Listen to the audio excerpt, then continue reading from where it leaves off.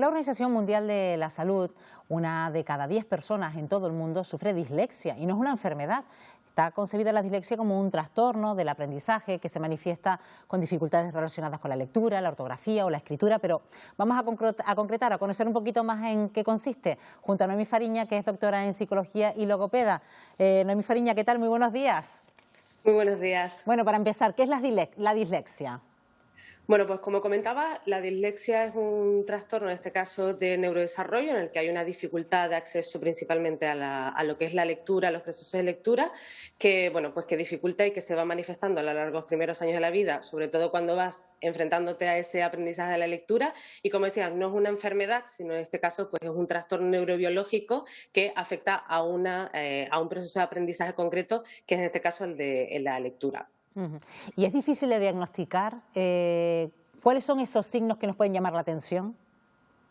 Difícil de diagnosticar en sí no es, el problema es que se diagnostica tarde, en el sentido de que es un diagnóstico que solamente se puede hacer cuando el niño o la niña se enfrenta ya a lo que es la lectura, ¿no? Que suele ser en torno a los 7 años. Pero sí es verdad que, bueno, están habiendo investigaciones que están intentando pues, descubrir marcadores más tempranos, neurobiológicos y conductuales, que puedan bueno, pues, hacer sospechar de que ese niño tiene riesgo en este caso, pues que tiene una dislexia, porque como decíamos, la dislexia es algo con lo que se nace, por así decirlo, pero no se manifiesta hasta que el niño no se enfrenta, ¿no? Entonces, signos de alerta, pues niños que tienen muchos problemas con el jugar con los sonidos del habla, con reconocer las letras escritas, que cuando empiezan a leer silabean mucho, leen de forma muy lenta, que hacen muchos errores a la hora de leer, que cambian una letra por otra, que invierten las palabras durante la lectura. Bueno, podría ser uno de los primeros signos, sobre todo en cuanto a la velocidad, que hay muy poca fluidez, y también esos errores en lectura, esos cambios a la hora de leer en voz alta, ¿no? Bueno, aquí se plantean dos problemas por parte de las familias, que a lo mejor entienden que su hijo es menos inteligente que los demás, y también por parte de los niños que empiezan a ser conscientes de esa situación, que quizás se empiezan a aislar del resto, ¿no? Sí, y bueno, y sobre todo porque son muy conscientes, ¿no? En muchas ocasiones, el hecho de que ellos mismos se notan que son más torpes, pues genera también ciertos aspectos psicoafectivos, emocionales, de no quiero leer en voz alta, bueno, pues la autoestima también se ve afectada, la identidad, etcétera. Por eso siempre decimos que cuanto antes se detecten ciertos signos de alerta, pues lo importante en este caso, pues acudir a un especialista, como puede ser un logopeda, pues para que haya en este caso pues un seguimiento, haya pues se le pueda pasar una serie de pruebas especializadas para detectar riesgo de dislexia, y bueno, y cuanto antes se detecte, pues antes se va a intervenir, se darán estrategias, y seguramente pues esa autoestima y también ese fracaso al escolar pues se puede evitar, ¿no? Claro, pero las familias, cuando se encuentran ante esta situación, cuentan con servicios, con apoyos para tratar la dislexia de sus hijos o de sus hijas.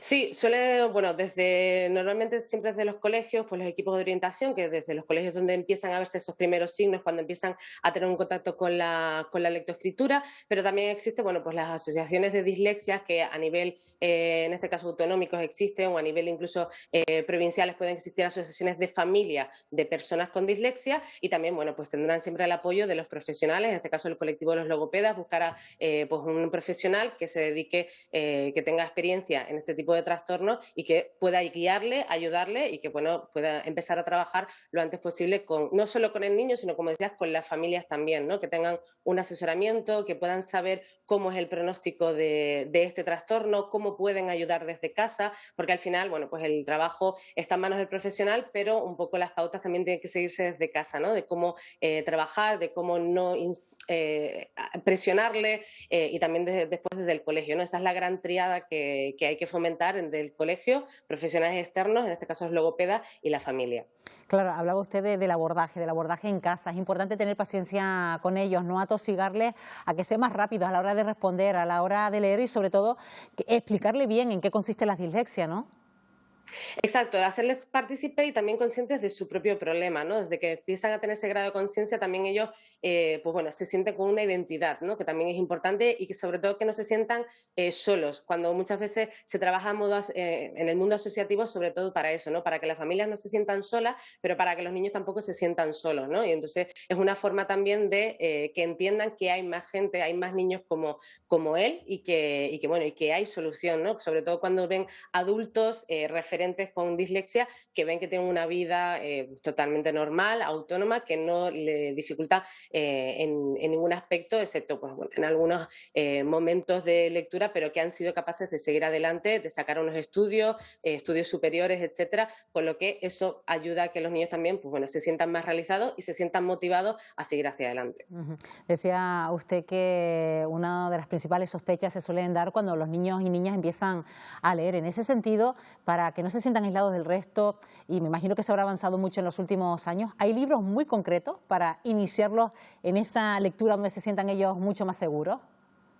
Bueno, en cuanto a libros, hay libros, hay métodos, pero sí que es verdad que siempre hay que intentar personalizar e individualizar pues según el desarrollo de cada niño. Sabemos que es difícil porque sobre todo donde se empieza la lectoescritura normalmente, bueno, en las casas, pero también en las aulas, pero más que libros en concreto, yo siempre hablo de una intervención que sea personalizada a cada uno del niño y la niña según esas manifestaciones, esa dificultad que tenga, principalmente los libros, bueno, o el método de enseñanza que tiene que ser una enseñanza mucho más sistematizada y mucho más consciente de lo que es la lectura, pues se basa siempre en los mismos pilares, ¿no? Que es en trabajar lo que es la conciencia fonológica, que es esa conciencia de los sonidos del habla, porque al fin y al cabo, cuando leemos lo que hacemos es decodificar un sistema escrito a sonidos del habla, ¿no? Trabajar en la conciencia, el conocimiento alfabético, todo el conocimiento de las letras, cómo identificarlas, y luego ya ir a procesos superiores más a nivel de frase y sobre todo a nivel de comprensión, ¿no? Que es la finalidad de la lectura, que no solamente saber decodificar palabras sueltas, sino que la finalidad es que el niño sea capaz de comprender una frase, un texto o un discurso, una narrativa o un libro, ¿no? Que sea capaz de no solamente comprenderlo, sino también es importante trabajar el que disfrute de la lectura. Bueno, ¿y esa dislexia se puede corregir antes de llegar a la etapa adolescente? Lo digo sobre todo por esa etapa tan sensible, ¿no? Corregir, decimos que la dislexia, como dicen, no es una enfermedad, no es algo que se cure, ¿vale? Sino que, como decimos, es un trastorno neurobiológico que perdura, que se mantiene, que es algo que la persona va a tener y se va a enfrentar a esas dificultades siempre. Lo que se puede reducir es el impacto, en este caso, el impacto de fracaso, el impacto de dificultades, pues mediante estrategias, mediante una estimulación más temprana, mediante una intervención más sistemática de esos procesos de lectura.